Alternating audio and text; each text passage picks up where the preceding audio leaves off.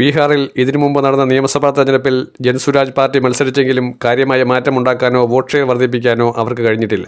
മാത്രമല്ല, പ്രതീക്ഷിക്കത്തക്ക രീതിയിലുള്ള ഒരു ഇമ്പാക്റ്റ് ഉണ്ടാക്കാൻ കഴിയാതെ പോയതിൻ്റെ എല്ലാ നിരാശയും അവർക്കുണ്ട്. എന്നാൽ ജൻസുരാജ് പാർട്ടിയെയും പ്രശാന്ത് കിഷോറിനെയും പ്രശംസിച്ചു തുടങ്ങിയത് ഇപ്പോൾ നടന്ന ഉപതെരഞ്ഞെടുപ്പിലെ BJPയുടെ പരാജയം ഉറപ്പുവരുത്തിക്കൊണ്ട് നേടിയെടുത്ത ചരിത്രപരമായ മുന്നേറ്റമാണ്. 19,000-ഓളം വോട്ടുകളുടെ ഭൂരിപക്ഷത്തിൽ ജയിച്ചതുകൊണ്ട് മാത്രമല്ല, ബംഗിപ്പൂർ എന്ന മണ്ഡലം പരമ്പരാഗത സംഘപരിവാർ കോട്ടയായിട്ട് പോലും അവിടം പൊളിച്ചെഴുതി അത് ഇൻ്റഗ്രേറ്റ് ചെയ്താൽ വരുന്ന നിയമസഭാ തെരഞ്ഞെടുപ്പുകളിൽ പലയിടത്തും BJPയെ കെട്ടുകെട്ടിക്കാൻ കഴിയുമെന്ന പ്രത്യാശയിലാണ് പ്രശാന്ത് കിഷോറും സംഘവും.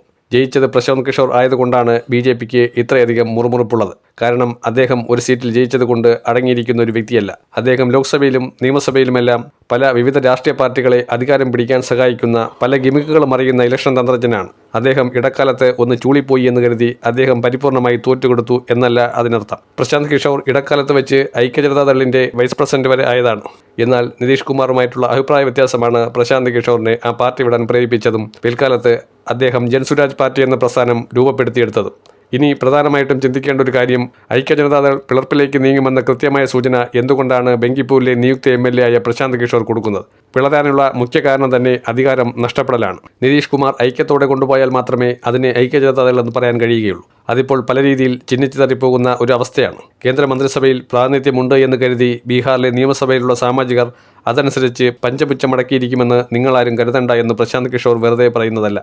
വരും ദിവസങ്ങളിൽ ബീഹാറിൽ വലിയ സമരമാർഗങ്ങൾ കാണും. ഇതിനു മുൻപും അഗ്നിപഥ് സമരം ഉൾപ്പെടെ നിരവധിയായ പ്രശ്നങ്ങൾ BJP അഭിമുഖീകരിച്ചതുകൊണ്ടാണ് സാമ്രാജ് ചൗധരി പ്രശാന്ത് കിഷോറിനെ ഒരു ഒത്ത എതിരാളിയായി കണക്കാക്കുന്നത്. സാമ്രാജ് ചൗധരിക്കറിയാം കസേര കുലുങ്ങാൻ പോകുന്നു എന്നുള്ളത്.